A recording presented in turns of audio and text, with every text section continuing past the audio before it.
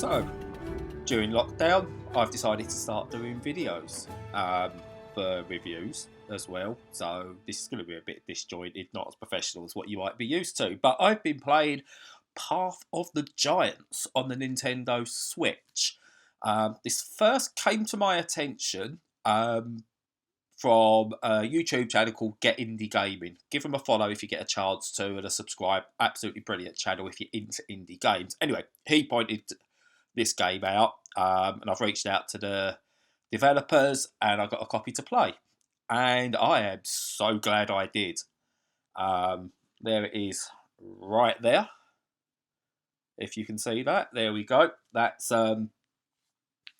yeah, it's a fairly cheap game. I think it comes in at between £5 and £6. And what you've got here is a puzzle game. Suppose almost puzzle platformer, I suppose. If you've played, I suppose, like Lara Croft Go or one of the isometric Tomb Raider games, then you're pretty much onto the right path as to what this is. So essentially, you get thrown into this world, and you have three characters you need to control, and you have to get each one to a set path, to a set block at the end of a level, and then they move on. You get them to another coloured block that matches their colour, and they move on, and eventually you get to a big door. Once you've got all of them to the big door, you then get a path puzzle type thing where you turn the blocks and you make the path all match up, and that opens the big door. You progress, and it's more of the same. Very simple mechanics, and the game does a really, really good job in dragging you or bringing you forward. Sorry, really simplistic start, go from here to here, and it's really simple. And then the puzzles build up in complexity in a really interesting way. It never throws any curveballs at you, so that you feel like you're lost. But at no point does it ever feel like the game is super easy, like you're just wasting time waiting for something else to come. The learning curve here is absolutely fantastic. There's inbuilt achievements, which is good, especially on the Switch. I'd be lying if I said I don't miss achievements on the Switch at system level, but there you go. But yeah, inbuilt achievements, so it gives you something to aim for. It's got a lovely art style, as you can probably see here, if I've got that right. Nice music. It's a very calming game, really calming. Not something I was particularly fond of playing for ages. I wasn't playing it for half an hour to an hour at a time.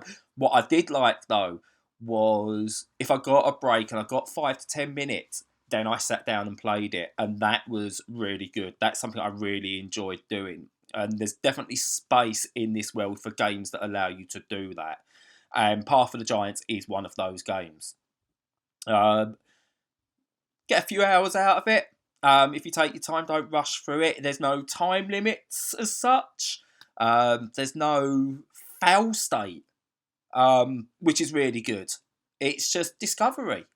So you can take your time on a level, relax, take a look at it, decide what you want to do. You can do trial and error.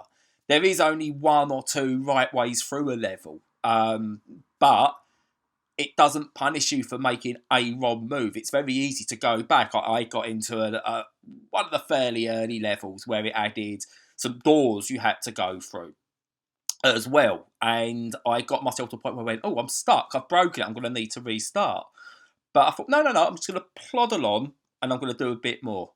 I'm going to try and get through this level, work it out. And eventually, 5 minutes later, I worked it out and got to the end of the level.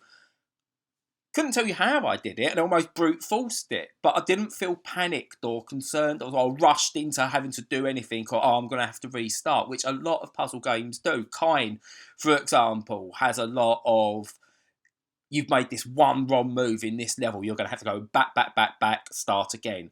And it's good that there are puzzle games out there that do that.